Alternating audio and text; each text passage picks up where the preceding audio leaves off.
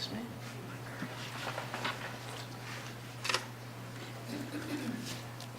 Thank you to everyone. It's definitely an honor to be here. My name is Rich Chadwick. That very first slide, I hadn't seen it until this morning, inspiration. Just on a personal and professional note. Really, the Hometown Community Project was given birth out of heart, soul for what we see going on in the communities. Addiction. Call it DSM-5, severe, moderate, what have you. Just an impact that this enemy is having on North Carolina and across the country. Have seen it personally, seen it professionally. Having an integrated behavioral health model with family medicine and rehab clinics in Moorhead, and we have others.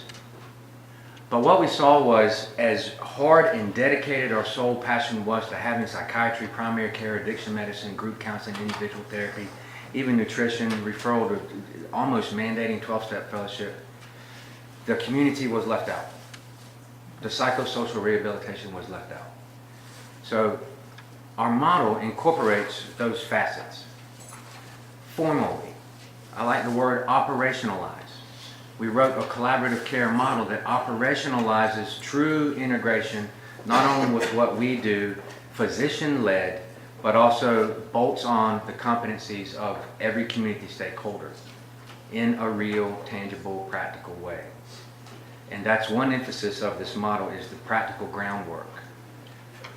There's a lot of information in this slide. I'm going to advance through a good bit of it.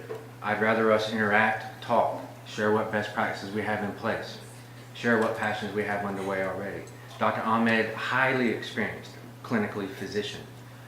It's an honor to have him to be able to speak at the other half, to talk about a physician-led model, which this really is. Three things above all, overarching philosophies of it. Even though there are strategies and objectives on these papers, the three things to keep in mind: education, coordination, and collaboration. Anything that any project does, any group of collaboration having an impact on this enemy, I believe is going to have those three components. Whether it's in churches and schools, on the ground, side by side with EMS, what have you. So, education, coordination, and collaboration. And again, there's a lot of content, but 6 primary ideas to look for. Measurement-based care. The VA is doing a lot of work with that, with PTSD victims. Measurement-based outcomes. Not just what individuals do within their own agenda, but what the community outcome, what behaviors a community is practicing. The activities that are going on here as a community. Not just the number of overdoses and the deaths, misuse, diversion, because that's an offshoot. That would be like a manifestation of what we're all working on. So let's measure internally. So measurement-based care. Physician-led integrated behavioral health facilities. We do believe it's a clinical problem, but it's a social, spiritual solution. But at the heart of it, a clinical problem. Physician-led. A true community collaboration, not just in word, not just in paper, but written, documented. That may cause barriers to be perceived, or real barriers to be changed, modified. Payer systems, Medicaid, managed care organizations, some of the barriers and the problems and needs that North Carolina is facing. So a true operationalized model, written, documented, by which we play together to reduce this impact. Clinicians in pain clinics, by that I mean LCAS, LPC, inside pain clinics. We believe that that model currently, the current state of that, can be amended, changed. A lot of what we see is, what is the difference between severe, moderate addiction or substance use disorder and chemical dependency? Yet, no matter the path that someone takes, once chemical dependency is there, it's there. Once we're there, we're there. So, truly modifying the way pain clinics are structured in North Carolina. That is one thing we would absolutely raise up the flagpole and try to get done. That can be done. Churches, schools, true education, change the curriculum. I love DARE, but I've heard a lot of pros and cons of DARE. True education, core curriculum in the school system, young, where it starts, behavioral change. Get churches involved. In my opinion, there's not enough churches involved, quite frankly. So we go around to communities and gather up all churches, interfaith. There are many paths in someone's recovery. My belief is not the same as everyone's in the room. So align different faiths so we can share the experience, strength, and hope. We have a program written whereby I have gone around to churches and had multiple church pastors there.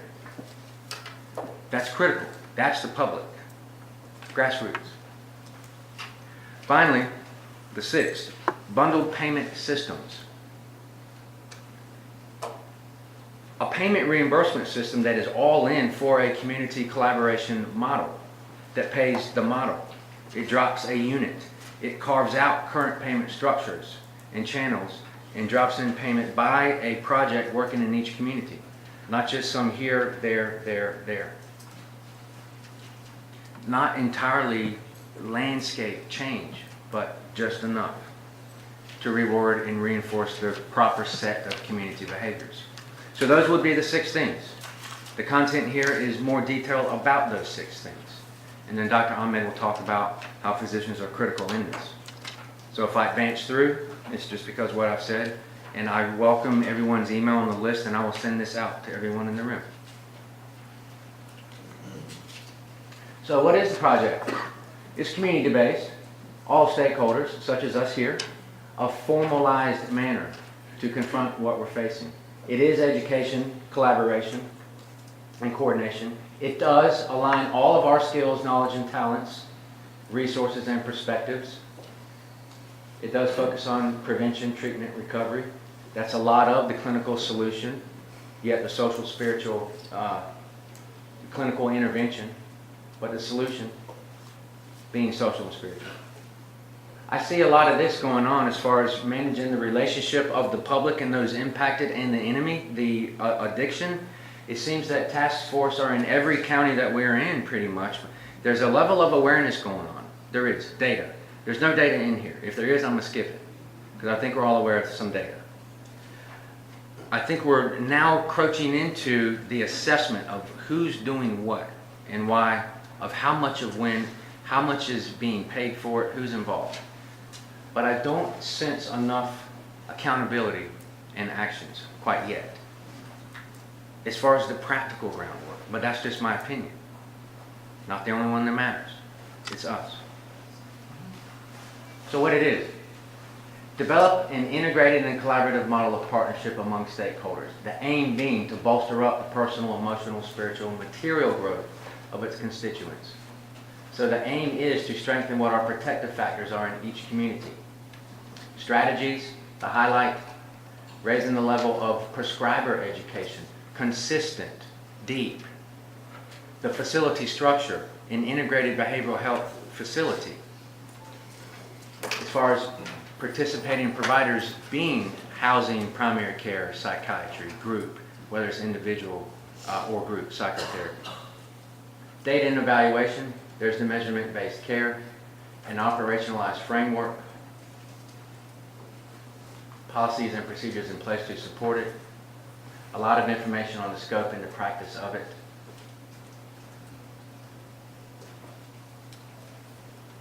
I believe one thing that is very important is the political equity, the effort, state systems, state sanctioned support, General Assembly, current state, increased awareness of what we're facing, what burden North Carolina faces, developing perhaps a still deficient awareness of what all of our roles are, what tactically we deliver on a day-to-day basis, and what mechanisms we can formalize to document. A general consensus of us all doing very well at what we do, but it perhaps still being somewhat fragmented still. And the project absolutely focuses on physician-led community collaboration. Family, recovery, social productivity. Some of the outcome measures focusing on, do they have a license? Have they met their reunification plan? What are they doing at VR? What are they doing at the Employment Security Commission? Has that gone through for them? Lack of specific centralized resources though improving. The complexity, inflexibility of some payer systems, networks being closed across North Carolina, meaning managed care organizations. Insufficient education. By that I mean the depth of what we're really facing, opioid, chemical dependency versus addiction, and how to best handle it. Funding disparities, stigma. An absolute barrier, stigma. Total proponent of that. Personal story behind that. Peer supports are vital. Those in recovery are vital. As part of. A list of what, at least I'm aware of today, of what all is going on in the state. Quite a bit. And there's stuff I have left off of here. But there's quite a bit of going on.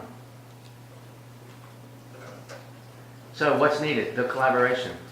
CDC guidelines, certainly. True adherence to it. Pain clinic reform. Faith-based ministries. Enhancing the treatment competency. Physicians, licensed clinicians in the pain clinics, in an integrated behavioral health facility. Integrating the sectors, housing, employment, vocational, community resource programs. Coverage policies, guidelines, statutes being amended to support specifically this intervention.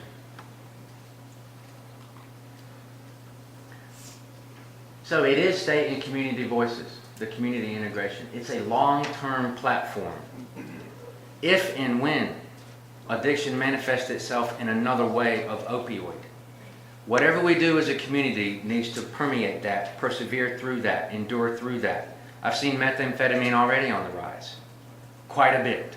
A lot of legal, judicial operations going on, at least on the coast. Not very familiar with what's going on here. A lot of meth. Very high bonds for heroin trafficking, manufacture, sell, distribute. Very high. But meth is a very close second. So that is coming.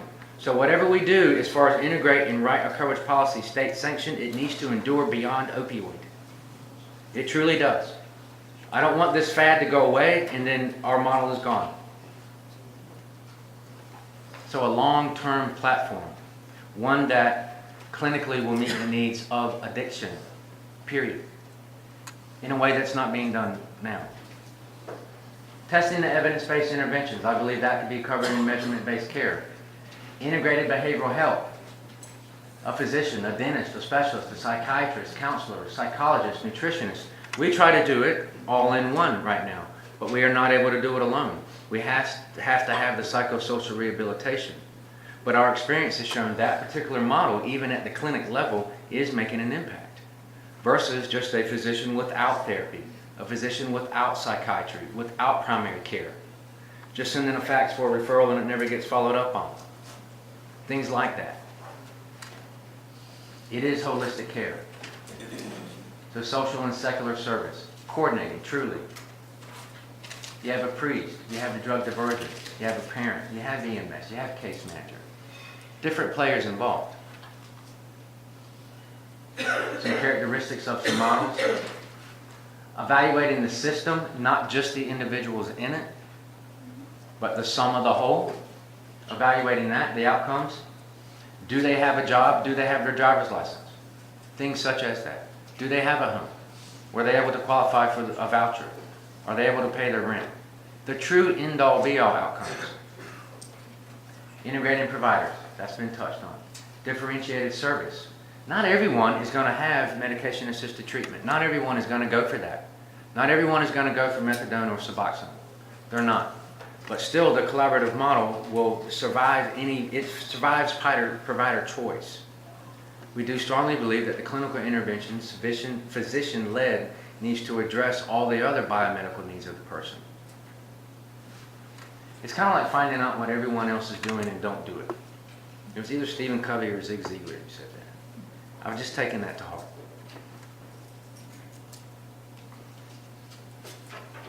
A continuum of care, not just in and out, not just your therapy and go home, not just your doc, physician, go home, not just say I'm going to go get my VR assessment done and I really don't, but I still want my medication. Things like that. That's some of the detailed practical groundwork that we're seeing. Reducing the stigma, adherence to boards, truly, adherence to ASAM, being accountable for it, a formalized program. So integrating treatment. What it is not, it's not merely provider education. It's longevity of such education. It's longevity of seeing needs.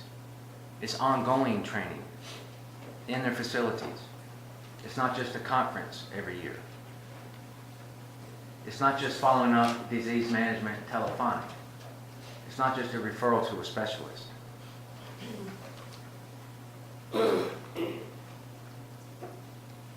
A picture diagram of collaborative model, measurement-based, evidence, accountable care, team-based.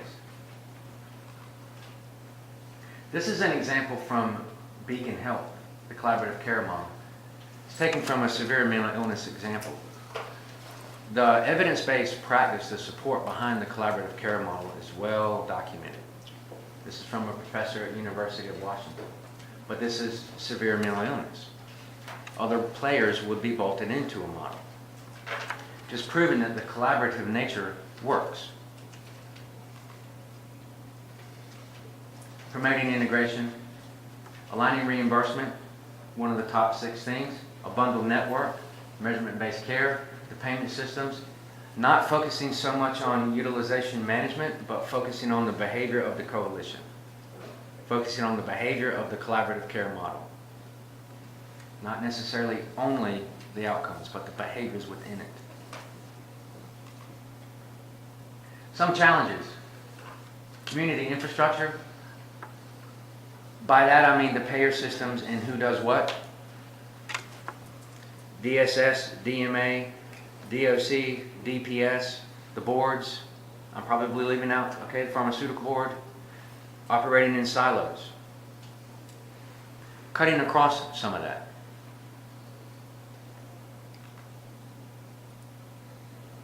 More on measurement-based care. A key phrase for me in here, addiction moves and so must we. Why use it? So we can overcome any inertia that is going on, any complacency. So this can survive addiction.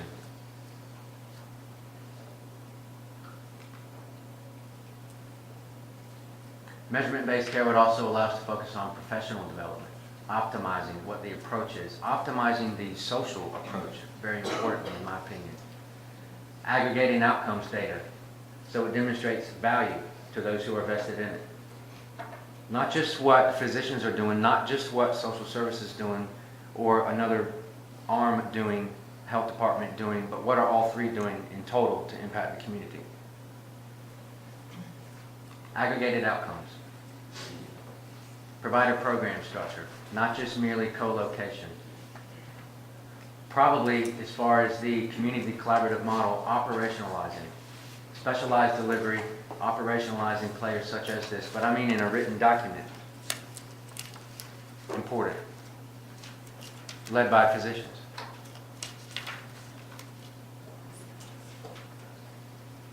Increasing spiritual intervention, very important. Differentiating chronic pain versus dependency, reforming the perspectives on it. Family cohesion, get churches involved, get other public sector groups, community associations involved, have talks at their locations. And one thing I believe is very important, one of the tenets of 12-step is service. Absolutely. I highly believe to have someone who is benefiting from how the community plays together well and benefits them needs to give back. Reciprocity to be involved on behalf of those, from those who are receiving these services. That's part of the heart of it. That's part of the heart of recovery. That is definitely a tenet of recovery. Service, restitution, giving back. So having some reciprocity built into what we do. Having churches involved, kind of repeating, physicians, schools, clinicians. First level of that, the operationalized program. Fostering integration, cohesion of how we play, cohesive treatment planning and organization.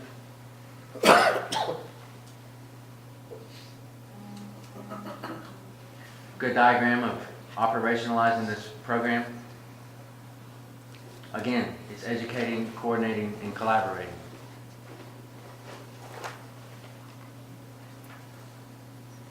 Dr. Ahmed, would you like to come up now? Sure.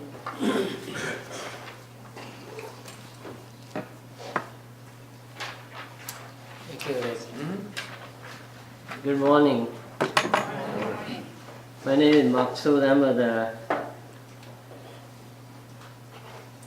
Thank you very much for letting me come here and discuss with you this hometown community project and my view, my experience with treating a patient with substance abuse disorder. And my opening statement, why I'm inspired to deal with the disease of addictions. I believe inspiration and passion and dedication can lead to achieve common goals, common vision, and share values through collaboration, coordination, and education by providing space to stakeholders.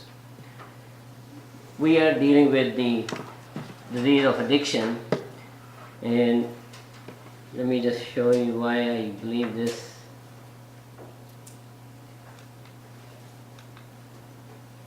So this is the disease of addiction, the opioid use disorder.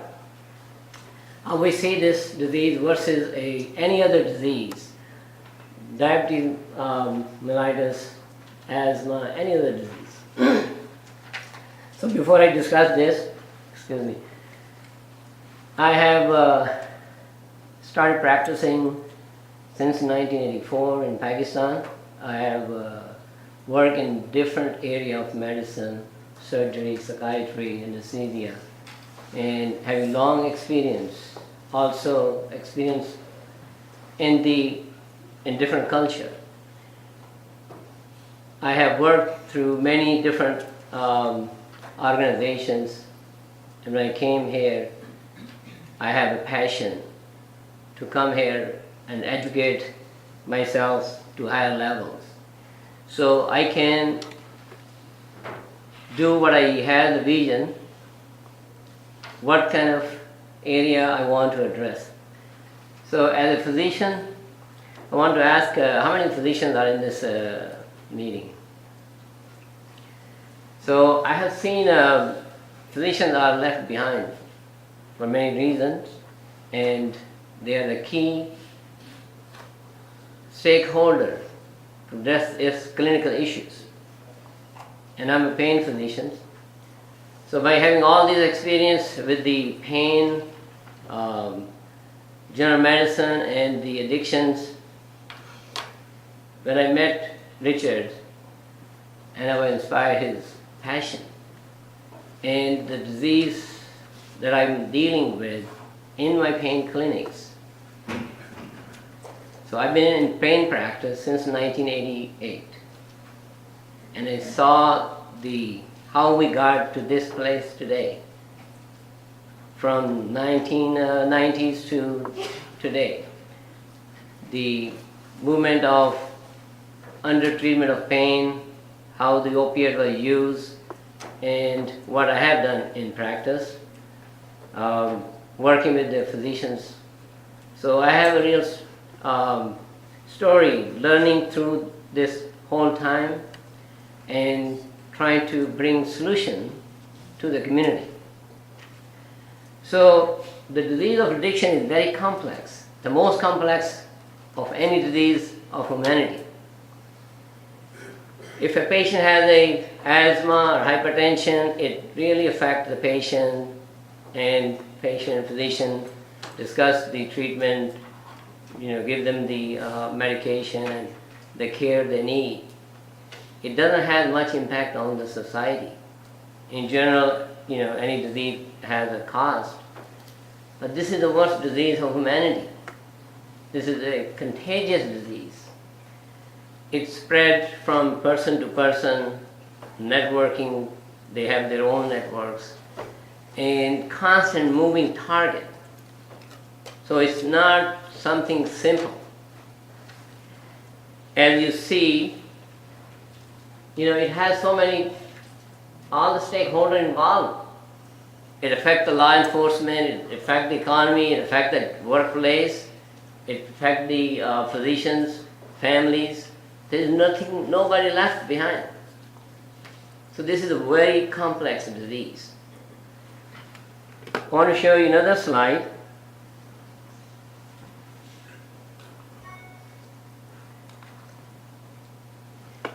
This is the statistic from the Beacon Insurance Company back in 2015. So this is I have very much concern about this whole system. The medical professional receive minimum training in addiction treatment. It is true. I've been working with the physician organizations. We have APNA, which is a physician organization nationwide, and we have a chapter over 35 states. And I work with the local chapter in North Carolina and national level. I just came from a meeting where they have the strategic committee meetings for the year. Working with the new president of that associations of physicians, and I'm the chair of the addiction committee. So I did give a lecture there this past Saturday to invite physicians to address this issue. This is a very complex issue affecting all our communities. So my goal is to motivate physicians and let them realize they all have to play a role in this epidemic. This is a national crisis. So there are 1 million physicians, and how many are trained addiction specialists? So you can see the numbers. Then you can see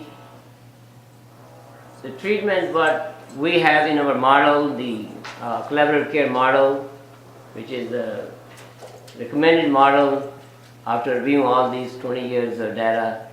The Beacon Insurance Company has published a white paper. And you can see this here. 14 states doesn't require any license for do the counseling. 6 states no degree requirement. 14 states high school education. What is also lacking is there's no standardization in the practice of medicine for addiction treatment, which is very disturbing. So we can see this in next slide. What's happening in the system? Where these referrals are coming? Who is helping these patients? 50% family members are bringing them for the treatments. Physicians are only recognized 5%. And that's true. They don't want to talk about it. Many physicians don't want to see these patients. These are the barriers that I am facing when I'm communicating with the physicians. They don't want to deal with that. So there's a big issue that we are facing. Then you can see 44% referrals are coming from the legal system. The people already committed crimes, they are already involved with the legal system, so they already having faced other barriers for recovery. So this is a current fragmented system. Since the disease of addiction doesn't affect just Bay County, it doesn't affect any local segment of the population. It affects the whole country. And to my current experience, I went to Pakistan just recently, and I went 2 years ago. There's a huge difference in there. So this disease is not locally, it's a global. So there are some new changes, new phenomena affecting the whole world. So I was shocked to hear how many very talented students in many prestigious institutions are affected across Pakistan. And Pakistan doesn't have that resources that we have here, and we are struggling here too.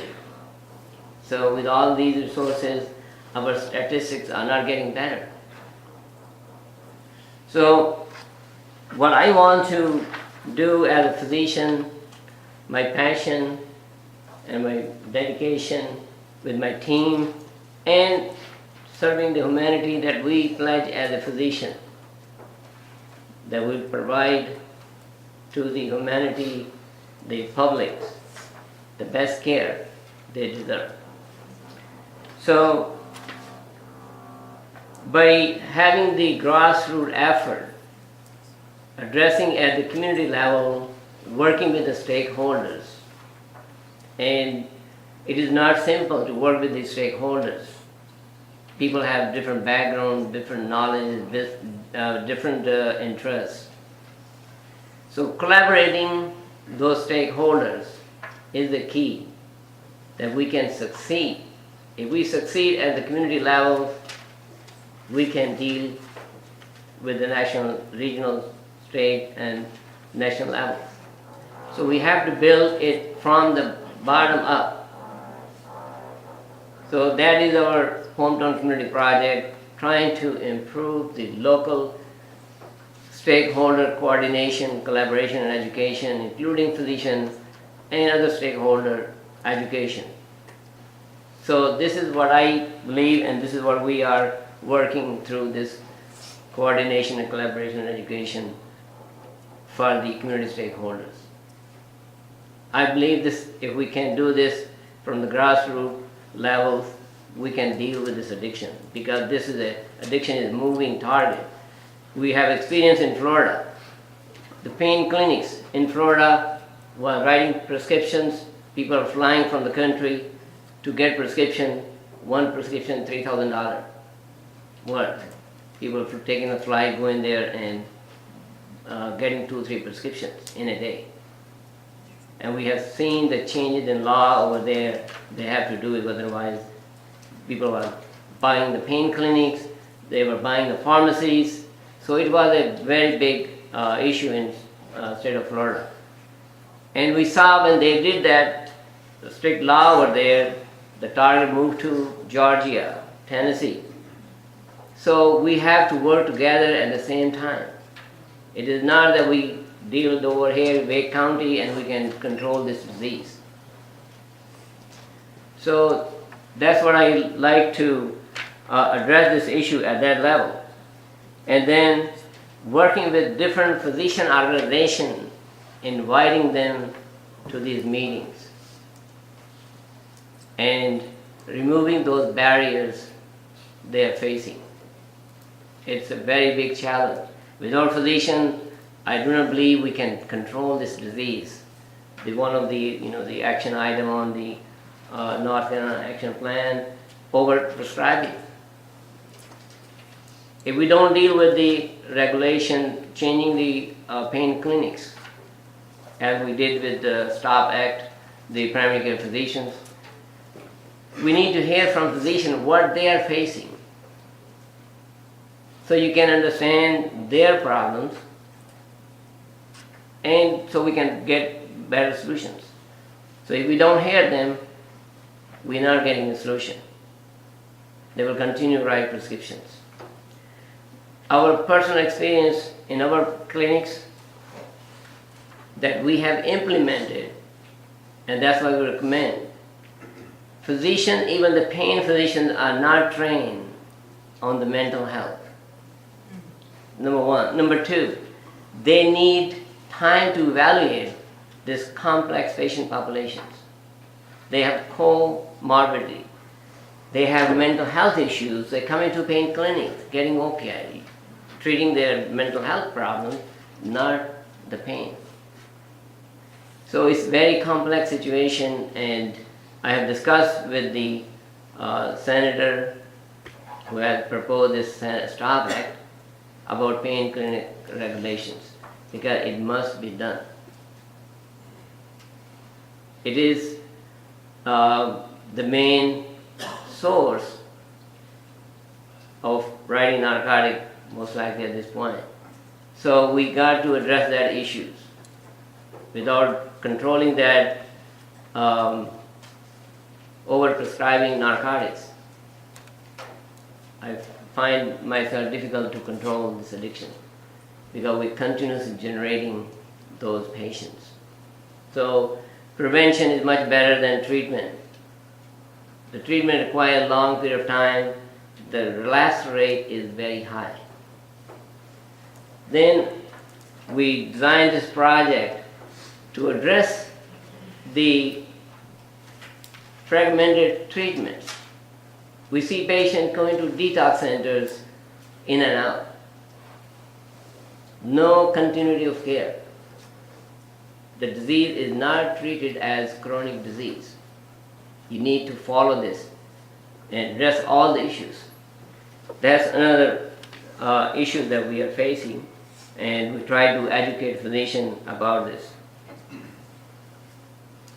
So we do need to increase our effort at the medical schools to train more residents on addictions. The other big barrier that I face in my community, we have 5 clinics, 5 counties, and the NCOs. We are credentialed with 2 of them, and we're not credentialed with our main office with the East Point. 2 years ago, I went there, talked to them about my model and my efforts to have them to let me get into the network so I can help my patients. After 1 hour talk, the only answer was the network is closed. So they were not a concern of outcome measures. This is the system we are dealing with. So we have to improve our system so we can get better outcomes. If we don't change the non-clinical side, the pairs, to help physicians to treat the patients, these are the barriers that we have to face. So I like to have, there is also another issue that I want to bring to your attention is the foster care.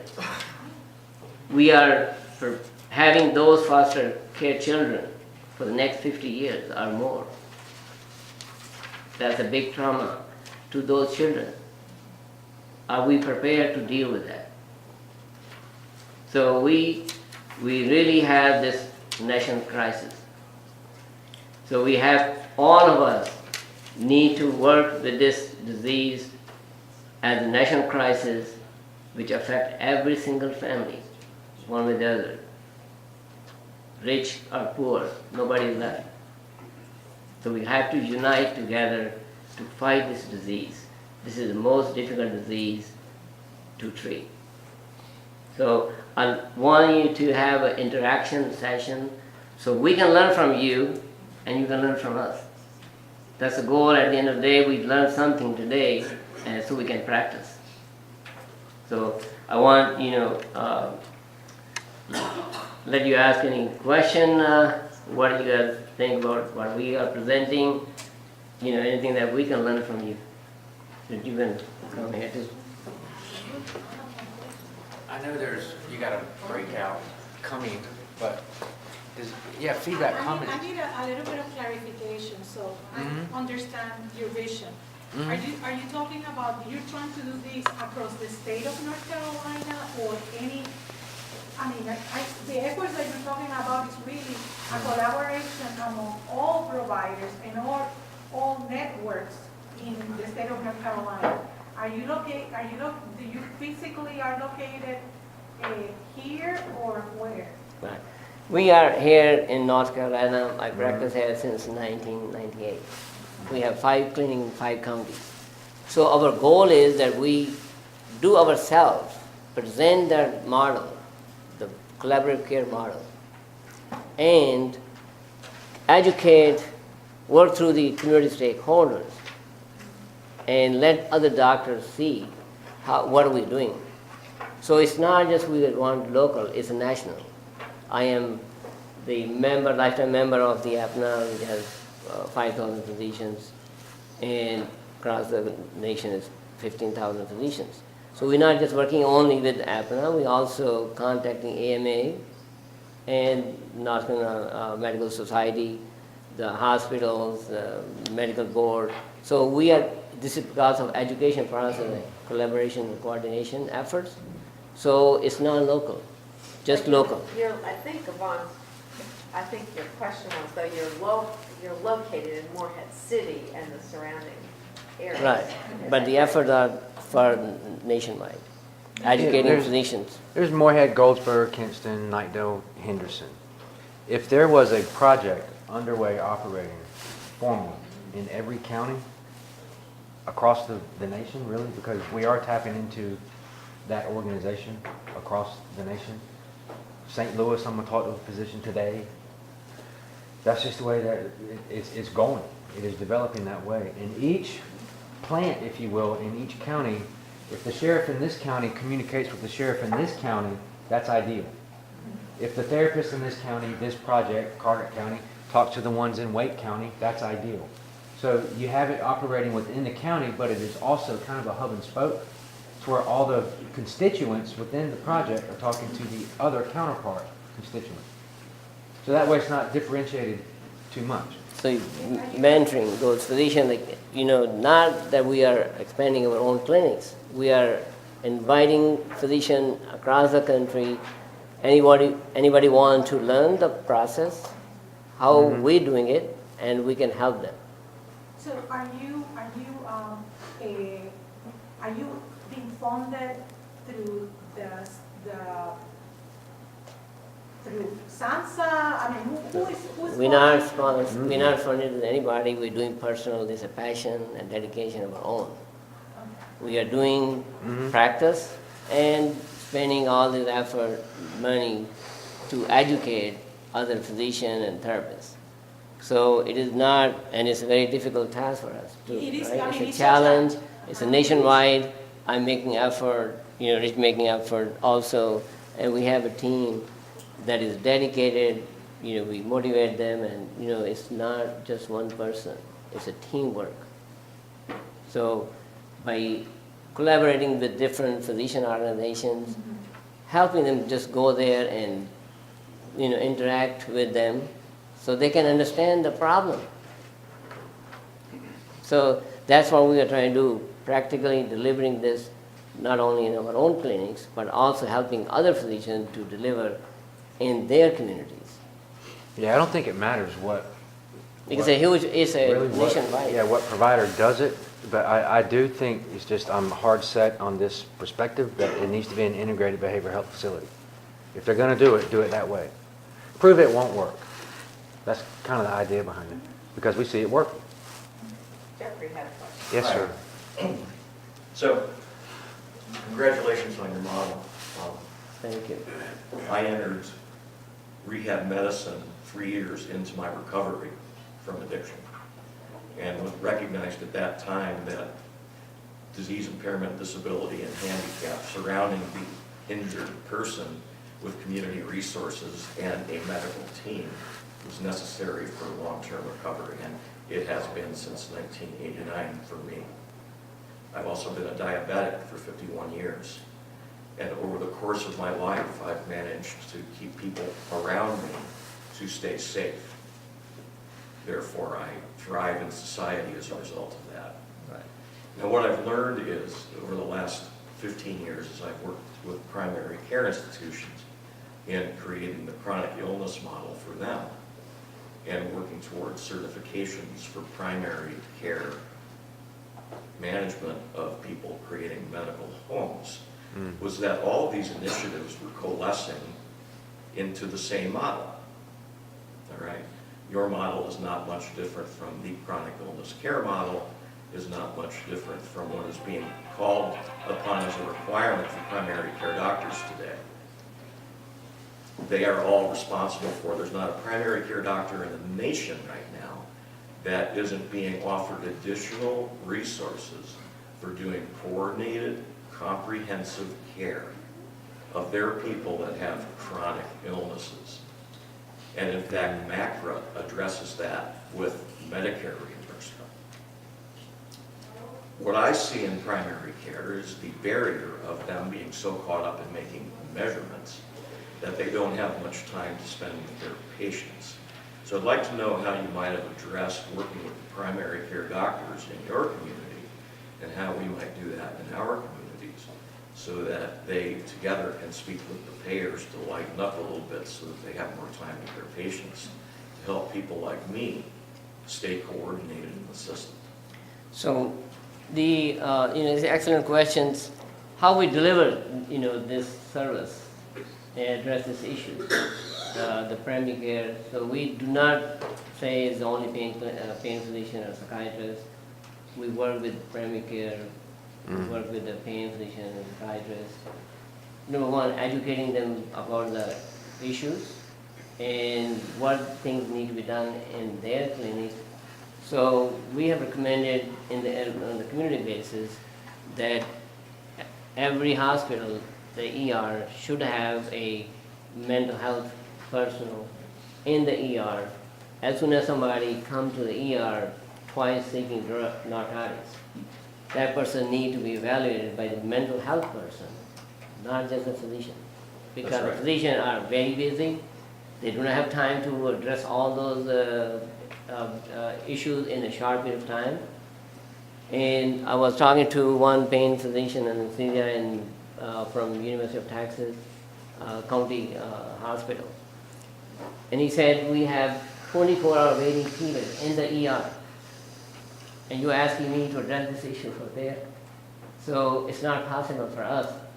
There's no funding, and people come there, they wait 24 hours in the ER, they have their bed with them.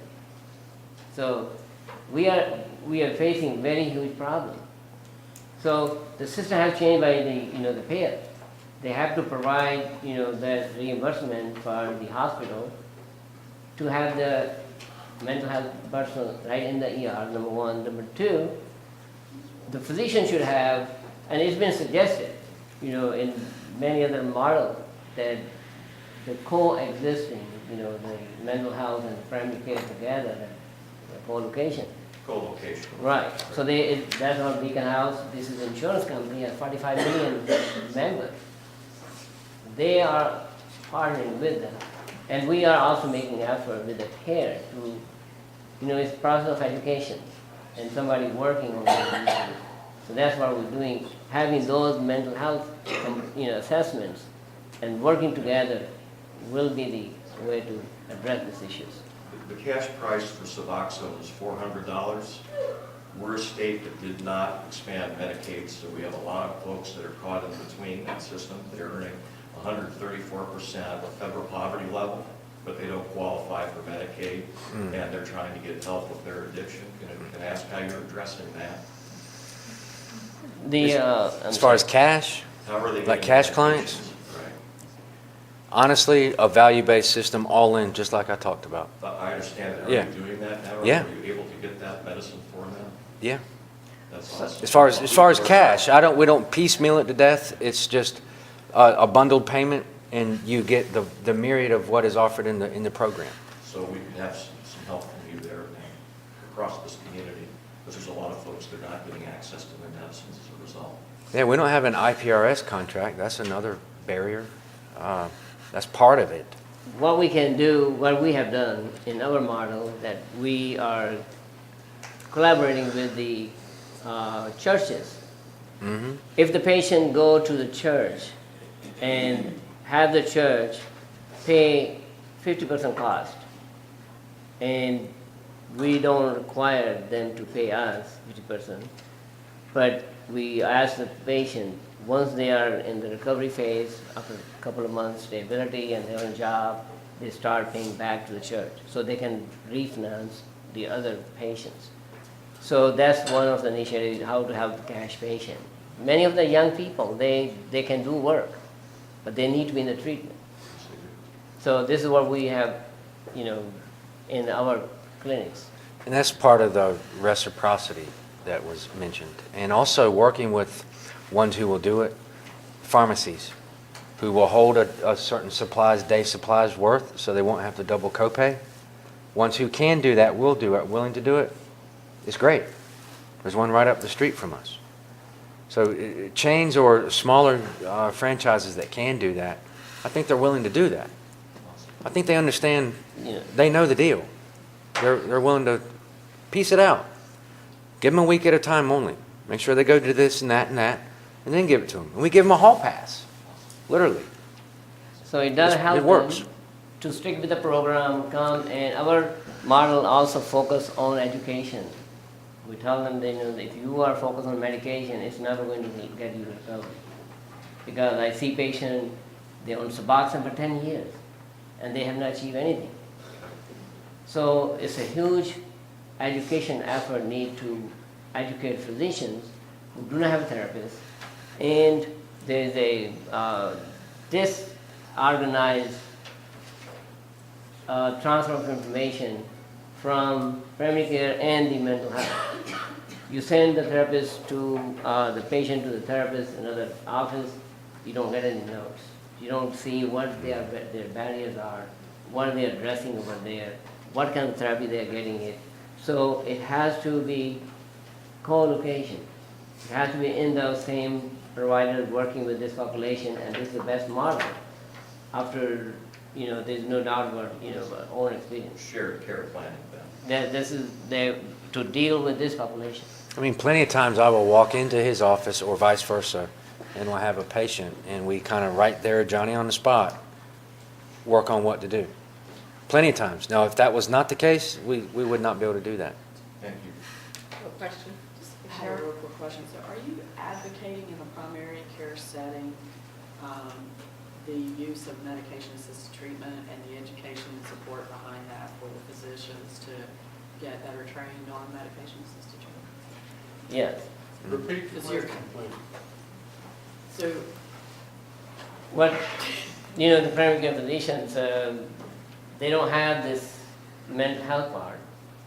And without that part, and I'm in my personal experience, to me is the waste of resources.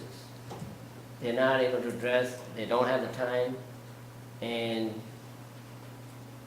same thing with the pain clinic. If we want to address the pain issues, we have to have a mental health therapist in the office. And that needs to be, physicians need to be educated, and across the country, 90% of clinics don't have that. and so your co-location piece is more, It's more important than anything else, okay. because, not every patient is the same. They are very complex patients, and you got to address those with the team. My training is in PM&R, physical medicine rehab, so when a patient who has an injury, stroke or any, spinal cord injuries, our model, training model is teamwork. That you have to address that patient, all the needs. You have to rehab that patient in all areas that he is able to go home and live independently, community integration. So you have to address, that's why I have this mindset that training, the teamwork is very key for patient outcome. And I was reading about Mayo Clinics. If somebody know about Mayo Clinic philosophy, they have physicians-led team to bring the best value for the patient and public health. That's their model, that's their brand, and that's why I believe that's key, why they get better outcome, and then let them be the top leaders. This is what we are promoting. This population has to be in that kind of model. Otherwise, I see patients every day. They've been to different doctors writing prescriptions, Suboxone, and when I ask them about what kind of counseling do you have, why you have been on Suboxone for so long? They have not been educated. So they're not We had- consistent in care. We do advocate. We just had a PA finish, not an MP, MD finish, yeah, for the MAT. Before we wrap up to the break, I Yes, ma'am. would like to ask the physicians in this room, Dr. Perry, Dr. Smith, or anyone else I'm missing, what are your thoughts about this model and how it fits into Wake County? Or are we doing? I don't know. You don't know. I have a question just for clarification, I think we speak that. Is this a model that's already in practice in the community in Wake County today? Not Bay County. We have clinic in 5 counties. You know, Morehead City. You mentioned Nightdale, which is in Wake County. Yeah, that's So, I mean, what is the referral pathway? okay. In Nightdale, this is a new location for us. We're building that clinic and educating the physician in the community. And that's one of the purposes. Come here to introduce the project, you know, what this project is, what this collaborative care model is. And when I go to the physicians, I do not ask them to refer me patient. The reason I want to educate them first, what I do. And if they believe that I do the best care, my model is the best out there, they will send me patient because they are responsible for the patient. So patient and the physician both have to be educated. So that's why we are making our effort now in Wake County to launch this project, so we can work with all people in stakeholder in the Wake County. We want to learn from everybody. This is not personal, just my own plan. We learn with the team. Every team member is very important. And we transfer that learning to the other counties across the country. This is what I do as a physician. I go and speak at the physician organization so they can learn what I have done, what they have experienced, so we can exchange physician to physician information. The therapist to therapist, sheriff to sheriff. Because it's a huge problem in the next 5-10 years, it needs that kind of model. You can't do most likely the other way. So every team member has to be able to transfer their experience to the counterpart in the other counties. That's the only way we can do it nationwide. Any last questions before we go to break? I would just like to ask if there's anybody here from Community Care in North Carolina, Project Lazarus model and the co-location models that they have established. They're all members of this organization, that they share their information in terms of how this works with them, because I see a duplication of models here, not an unnecessary one where there's collaborative learning that can happen. I'm hearing the questions asked that might be helpful. I have addressed that issue with this impression. It's a similar model, but there is lack in the Project Ladder. There is not a physician-led model. But the Project Ladder team does not practice. So what we do is that we are practicing in the community and we're transferring that information to the other people. And I invited them that I like to partner with them. We want to collaborate with them. But that is not a local small process. So we have invited the Community Care of North Carolina. I have meeting with them. I do presentation with them.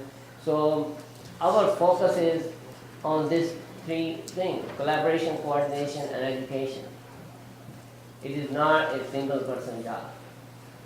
I We have to understand. make all societies, all the teams in the country who are working on this issue, we need to collaborate. I agree. There's no other way we can do better outcomes. Thank you. I think the group is ready for a break. I can see in their eyes. Thank you very much.